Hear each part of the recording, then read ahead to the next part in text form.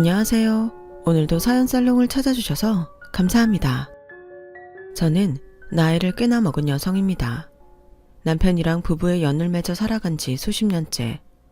저에게는 아들 2명이 있습니다. 우선 큰아들 녀석은 진작에 먼저 장가를 들었어요.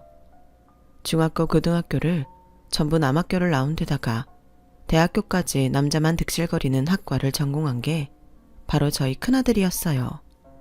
게다가 군대까지 해병대를 나왔답니다. 저희 부부가 등 떠민 것도 아니고 일가 친척 중에서 아무도 해병대를 나온 경우가 없고 자기 친구들이 그런 기질이 있는 것도 아닌데 갑자기 혼자 무슨 바람이 들었는지 해병대를 자원해서 다녀온 녀석이 바로 큰아들이죠. 뭐? 다음 학기는 등록을 안 하겠다고? 어디 특별히 여행을 갈 데가 있다거나 무슨 일정이 있어서 그런 거니? 아, 그런 건 아니고요. 엄마, 저 군입대 하려고요. 그게 정말이야? 아, 생각보다 너무 이른 것 같네. 그래, 네 생각이 그렇다면 일찍 다녀오는 것도 좋지. 그럼 자취방은 곧 짐을 빼야겠네. 아, 그거요. 내일이 짐을 빼기로 한 날이라서 이미 이사트럭 불러놨어요. 엄마는 신경 안 쓰셔도 돼요. 어머, 그러니? 하여간 똑 부러진다니까 우리 큰아드님. 그래서 입대 날짜는 대략 언제쯤이 되는 거야? 아, 3주 뒤에 입대해요. 뭐라고? 3주 뒤에 입대한다고? 너 그 사실을 왜 이제야 말하는 거야? 미리 말씀드려봤자 상황이 달라지는 것도 없었는데요, 뭘. 자취방 나오는 시기도 정해져 있었고요. 아, 참고로 저 해병대 갑니다. 뭐? 해병대? 난데없는 것도 정도가 있지. 갑자기 웬 해병대를 간다는 거야? 너 이거 네 아버지한테도 상의 다 해본 거 맞아? 아니요. 아직 말씀 안 드렸는데. 제가 알아서 아버지한테 잘 설명드릴게요. 장남이 해병대 간다 그러면 반기시지 않을까요? 설마 혼이라도 내시겠어요? 아무튼 엄마는 아무 걱정하지 마세요. 자식 낳아서 키워보신 분들은 아실 테죠. 자식이 내 걱정하지 말라고 할 때만큼 부모로서 걱정되는 순간이 또 없다는 것을요. 너무 건실하고 성실하고 차분하고 아주 똑소리 나게 철두철미해서 되려 자기 부모를 염려시키는 자식이 또 있을까요? 어찌 보면 저희 큰아들은 굉장히 개성 넘치고 특이한 경우인 것 같네요.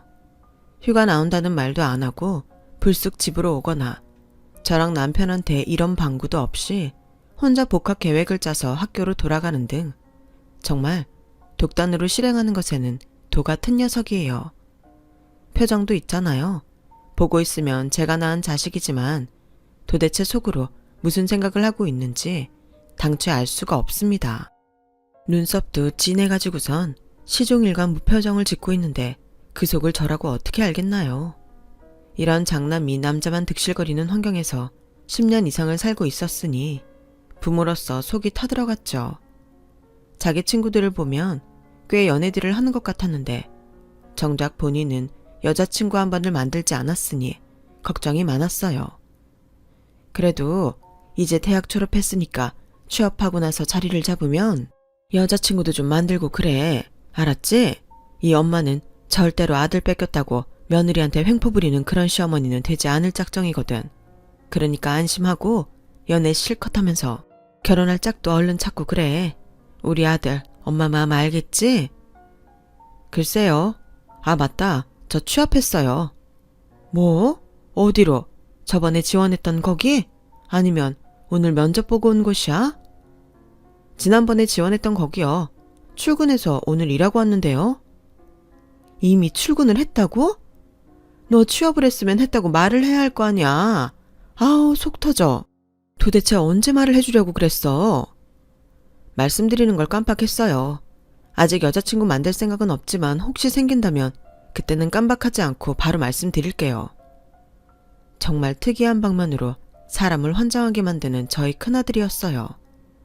아무튼 무뚝뚝함이 지나쳐서 무건수행에 이른 지경인 저희 큰아들은 여자친구가 생긴다면 즉각 저에게 보고하겠다는 그 약속을 지키지 않았답니다.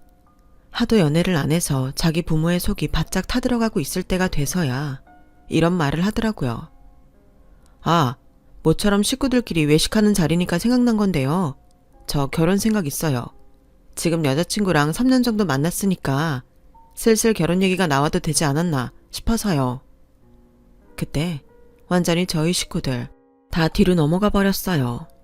장남 녀석이 무려 3년 가까이나 연애를 하면서 입을 꼭 다물고 있었던 거예요.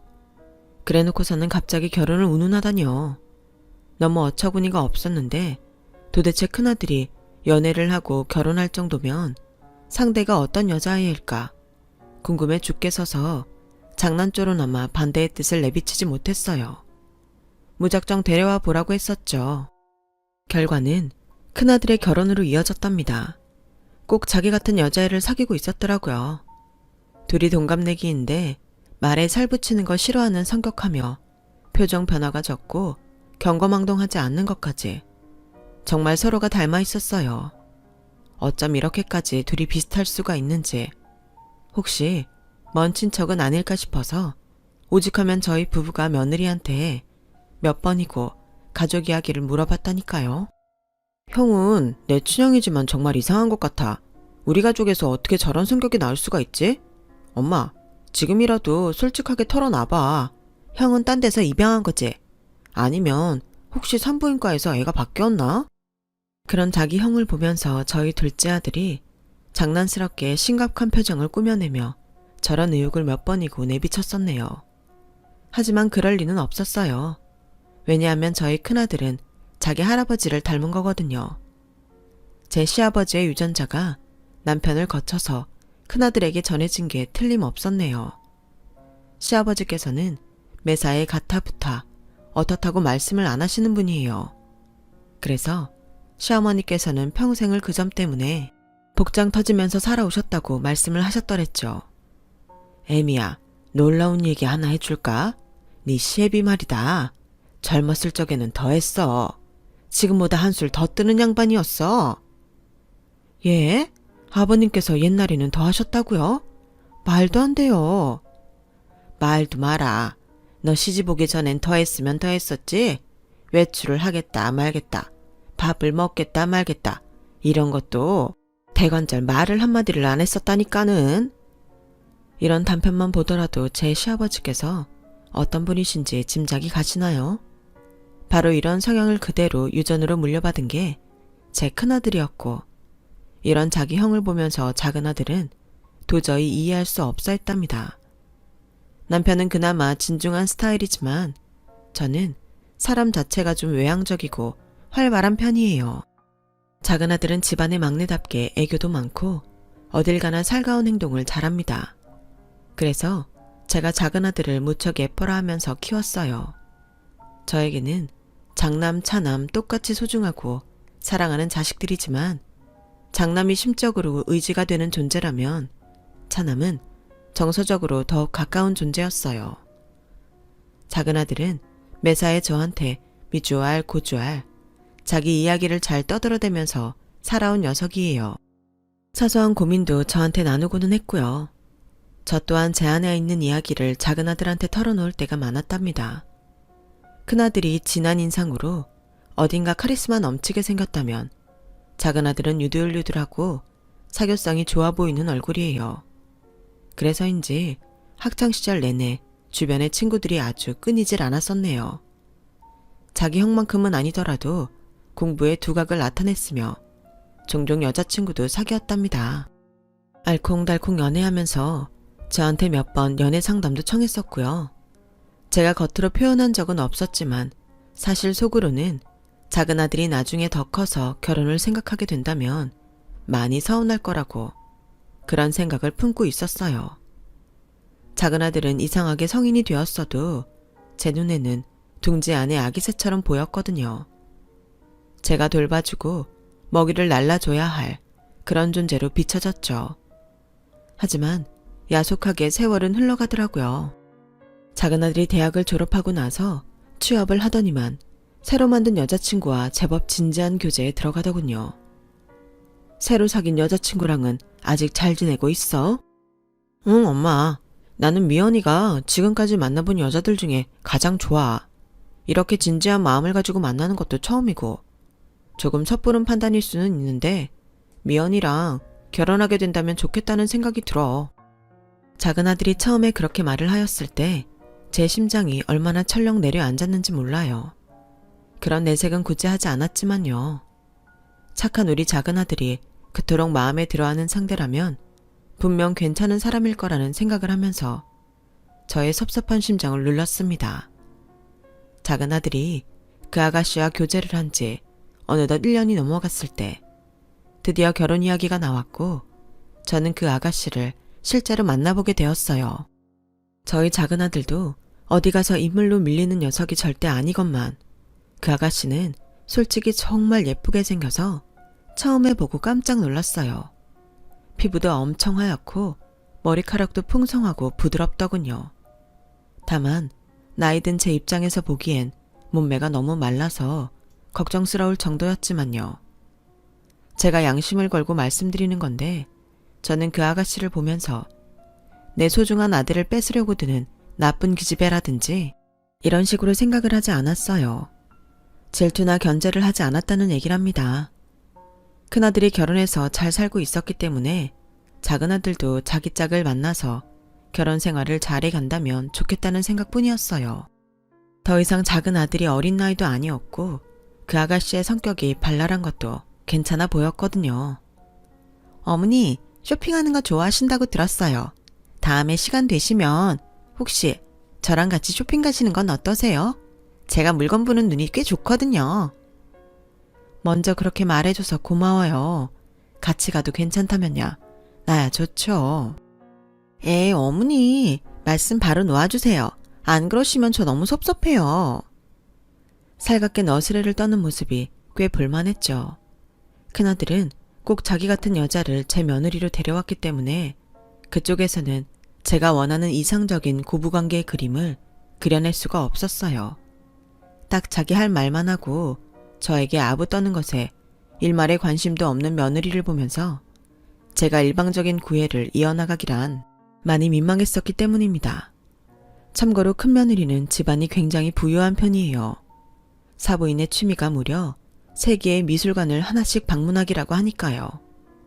사돈어른께서는 사업 때문에 워낙 바쁘셔서 공사 다망하신 분인데 그래서인지 며느리 말을 들어보니까 가족끼리 화기애애하게 모여서 밥을 먹고 떠들고 그런 집안 분위기가 결코 아니었더라고요.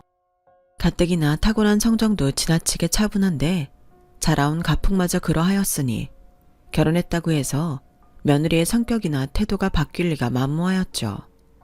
저는 골프에 미쳐있는 남편 때문에 혼자서 늘 심심했고 친구 모임도 가끔은 지겹게 느껴지는지라 며느리가 들어오면 같이 둘이서 놀러 다니고 싶었어요.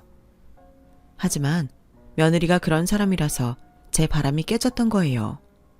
큰아들이랑 둘이서 밖에 나가 놀 때도 조용히 드라이브나 하고 전망 좋은 카페에 가서 각자 책이나 읽는다고 하더라고요. 아유, 두야. 하여간 그래서 저는 작은아들이 예비 며느리랍시고 데려온 아가씨가 괜찮아 보였던 거랍니다. 내가 예상했던 것보다 올 작은아드님이 결혼하는 나이가 조금 이르기는 한데 자기 짝 찾았으면 빨리 결혼하는 것도 해답이지. 바로 결혼 준비에 들어가. 이 엄마는 허락이야. 정말이야, 엄마? 진짜 고마워. 아빠는 시큰둥하고 반응이 별로라서 걱정이 많았는데 엄마가 이렇게 내 편이라니까 이제 아무 문제 없겠다. 나 그럼 미연이한테 우리 집은 다 허락했다고 그렇게 말한다. 그래, 둘이 앞으로 현명하게 상의하면서 결혼 단계 밟아보렴. 엄마가 지원해줄게. 초기에는 이렇듯 흘러가는 모양새가 아주 매끄러웠답니다. 제가 애지중지 키운 작은 아들, 좋은 아가씨가 앞으로 잘 데리고 살아주기를 기도하였어요. 그러나 저의 이런 선의를 박살나게 만든 것은 바로 그 아가씨였네요. 어머니, 저 받아주셔서 정말 감사해요.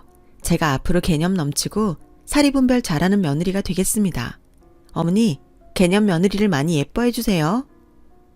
자기 입으로 자꾸만 개념 운운해대길래 저는 고마워했었죠. 자기 분수를 아는 아가씨인 줄로만 알았어요. 그런 이야기를 듣고 환영하지 않는 시어머니는 세상에 없을 거예요.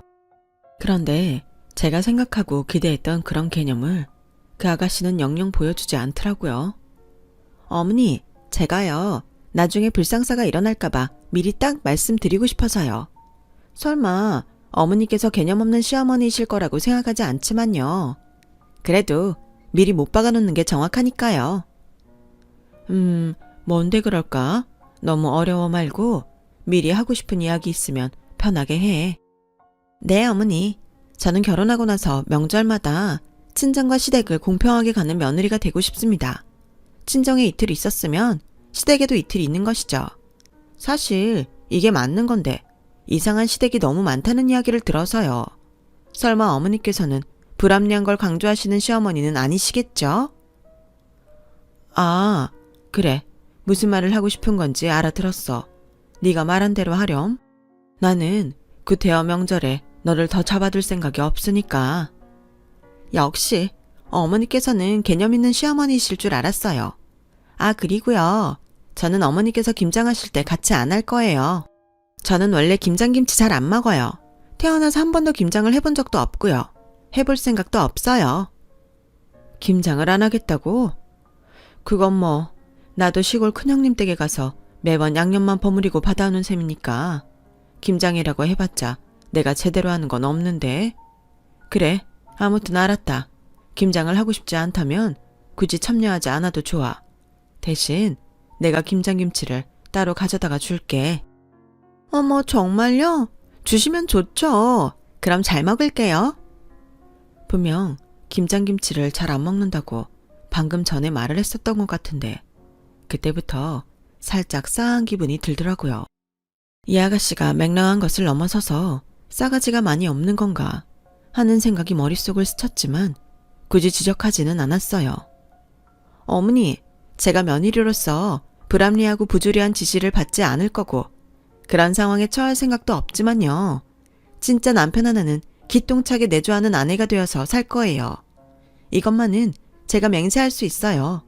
조신한 아내가 되겠습니다. 바람 피우지 않을 거고요. 다른 남자에게 눈길도 주지 않겠어요. 결혼 앞두고서 나 바람 피울 계획이 있다 라고 말하는 사람은 없으니까 어찌 보면 이 아가씨는 정말 당연한 소리만 하고 있는 셈이었는데 계속 상대하고 있으려니까 자꾸 제 머리가 아픈 것만 같아서 깊이 파고들지 않았어요. 저희 집안은 명절에도 음식을 거하게 만들지 않고 일단 제사를 드리지 않기 때문에 별로 할 것도 없거든요. 이런 부분을 작은 아들한테 들었다면 아가씨가 충분히 알 수 있었을 텐데 굳이 저한테 이상한 소리를 자꾸 떠들어대는 아가씨의 심리를 당최 알 수가 없었네요. 그런 주제의 아가씨는 말수가 참 많았답니다. 저러다가 입에 침이 다 말라버리는 게 아닐까 싶었어요. 자기가 저한테 할 말을 휴대폰 메모장에다가 주르륵 적어온 것까지 발견하고서는 제가 왠지 진절머리가 나서 고개를 돌려버렸다니까요. 차라리 며느리처럼 말수가 적어도 상대방의 말을 가만히 잘 들어주는 사람이 100배, 1000배 낫겠구나 하는 생각을 했더랍니다. 그럼 어머니, 앞으로 잘 부탁드릴게요. 말이 잘 통하시는 분이라서 안심했어요. 아가씨가 환하게 웃으면서 인사를 하는데 기분이 참 떨떠름하더군요. 자기가 원하는 것들만 실컷 요구한 자리였어요. 그렇다면 과연 초장부터 이런 태도를 보인 아가씨의 배경은 어떠했냐고요? 큰며느리 집안 수준에 미치는 것까지는 언감생심 바란 적도 없었어요.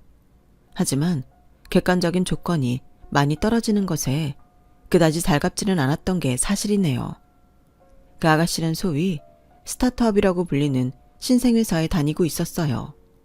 연봉이 얼마냐고 물어봤더니 직접적인 숫자를 물어보는 것은 실례라면서 웬 헛소리를 해대길래 작은 아들을 통해서 금액을 정확히 알아봤어요. 연봉이 2,500이었습니다. 그곳에서 하는 업무가 무엇인지 어떤 비전을 가지고 있는 회사인지 제가 물어봤더니 아가씨가 눈만 꿈뻑이면서 저에게 했던 말이 있었습니다. 어머니, 방금요. 상당히 면접관 같으셨어요. 면접관 일하셔도 어울리실 것 같아요.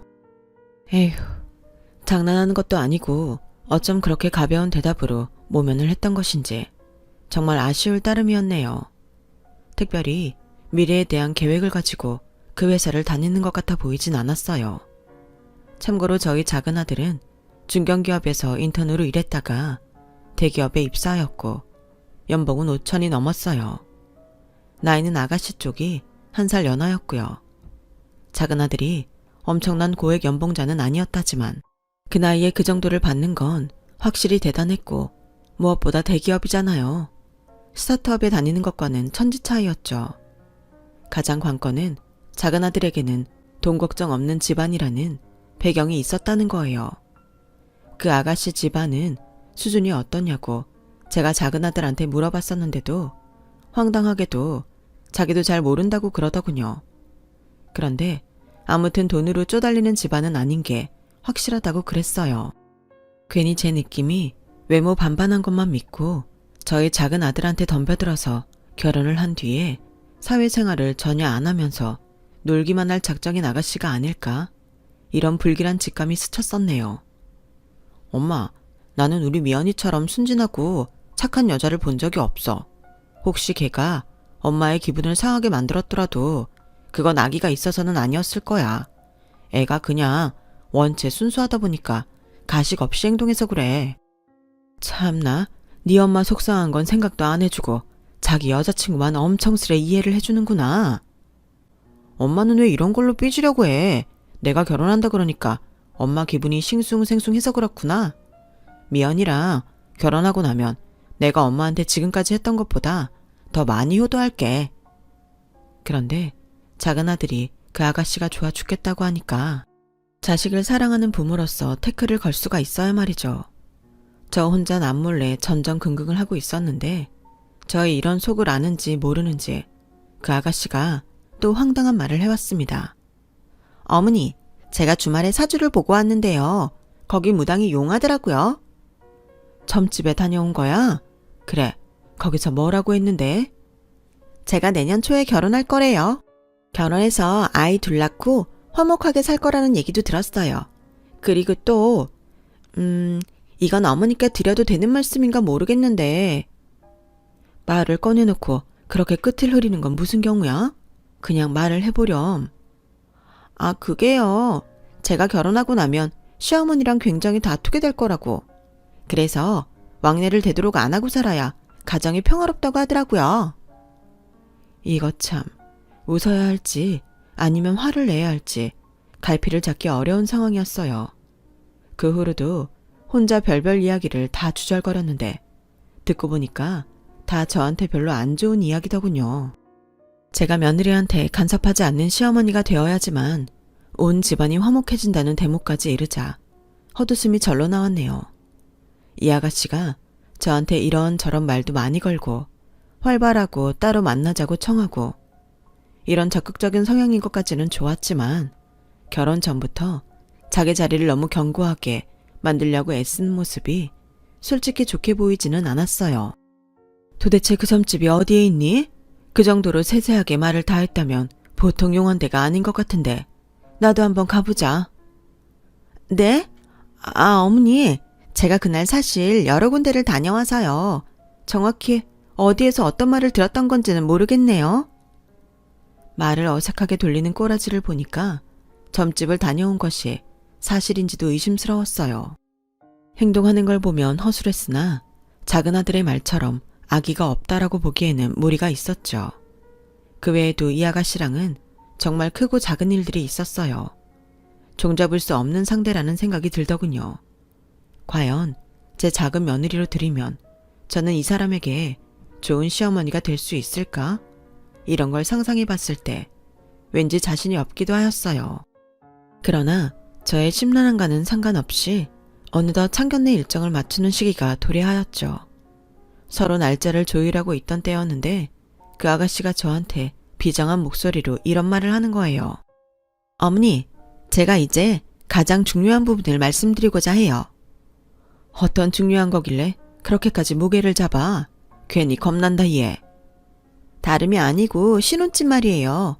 무조건 강남에 있는 집이었으면 합니다. 그래? 그런 생각을 하고 있었을 줄은 몰랐네. 강남? 좋지. 그렇게 하렴. 네, 어머니. 저는 그리고 30평 이하면 취급하지 않아요. 강남에 있는 30평 이상의 신혼집이에요, 어머니. 거기까지 듣고서는 문제가 없었는데요. 진짜 문제는 바로 그 다음부터였어요. 갑자기 그 엄청난 신혼집을 저희 측에서 해오는 것으로 그 아가씨가 그렇게 받아들이고 있었더라고요. 강남에 30평 이상 신혼집, 네, 좋다 이거예요. 그런데 반반도 아니고 남자 쪽에서 다 부담해야 한다는 건 무슨 논리일까요? 이때부터는 정말 어이가 없었죠. 100번 양보해서 저희 집에서 그거 신혼집 마련해 준다고 칠 수 있었어요. 하지만 강남의 30평 이상의 어쩌고를 운운하는 건 도를 넘은 것이었죠. 꼭 강남일 필요가 있니? 출퇴근하기에 더 괜찮은 동네도 따로 있잖아. 우리 아들도 그렇게 얘기를 하고 내가 볼 때는 동작구 쪽으로 매물을 알아보면 더 괜찮을 것 같구나. 강남이나 거기나 위치는 살다 보면 매 한 가지야. 특히 신혼집이면 더욱 그렇고. 어머니, 아직 이해를 못 하시는 것 같아서 제가 딱 잘라서 말씀을 드릴게요. 강남이냐 아니냐, 이거 하늘과 땅 차이인 거 어머니도 아시지 않나요? 그런데 왜 다른 동네 이야기를 하세요? 제 가치를 깎으시네요. 제가 그런 것에 넘어갈 줄 아셨나요? 저 그렇게 맹하지 않아요. 제가 말씀드렸잖아요. 저 개념 있는 며느리가 될 거라고요. 세상 물정에 빠삭하다는 말씀입니다. 저는 강남이 아니라면 이 결혼 솔직히 다시금 고민해 봐야 할 것 같아요.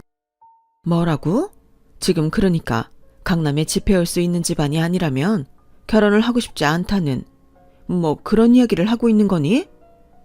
그렇게까지 노골적으로 말씀하실 건 없는데. 제가 양보해서 30평 이상이라는 조건은 빼드릴 수 있어요.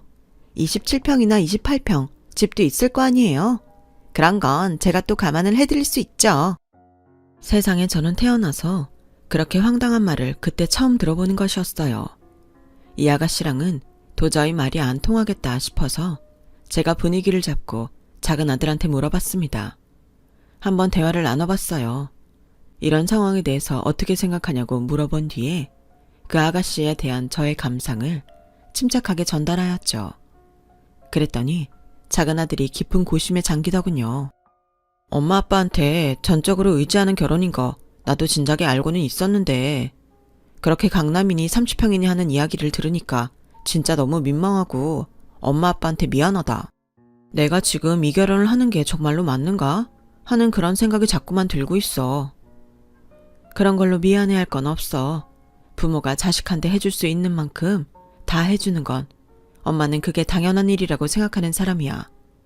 그런데 엄마는 말이지 우리 아들이 감정에 휩쓸려서 부족한 상대와 성급한 결혼을 하지 않기를 바랄 뿐이야. 작은 아들은 굉장히 속상해하고 있었어요. 저랑 이런저런 얘기를 주고받다가 결국 눈에 눈물을 달더라고요. 성정이 여린 그 속을 제가 알고 있었기에 제가 그 아가씨한테 연락해서 신혼집 문제에 단판을 짓겠다고 하였습니다. 그랬더니만 그 아가씨가 엄청 화를 내더라고요. 도대체가 개념 있는 며느리가 되겠다는 소리를 왜 했었는지 모를 일이었어요. 해주실 수 있는 능력 되는 거 뻔히 아는데 왜 강남 신혼집을 해주기 어렵다고 하시는 거예요, 어머니? 남자가 집해오고 여자가 혼수해오는 이상적인 그림이 그렇게나 싫으신가 보죠? 듣고 보니까 내 말도 일리가 있구나. 그 이상적인 그림이라는 거 괜찮을 것 같네. 그럼 우리가 집을 마련할 테니까 네가 내가 원하는 혼수를 다 해오련? 너를 많이 생각해서 한 10억 원짜리에 맞춰서 해오면 아주 이상적일 것 같은데 어떠니? 제가 잘못 들은 거죠, 어머니? 혼수가 10억이라뇨. 그 숫자가 말이 된다고 생각하세요? 강남 30평짜리 집을 떡하니 장만해야 하는 건 당연한 일이고 혼수 10억은 말도 안 되는 일이다. 그거 논리 한번 개념 없구나.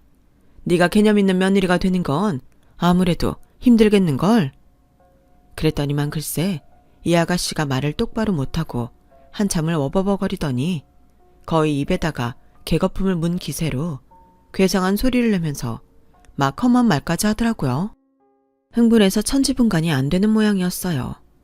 그런 걸 보니 성격이 참 다혈질이구나 싶었답니다.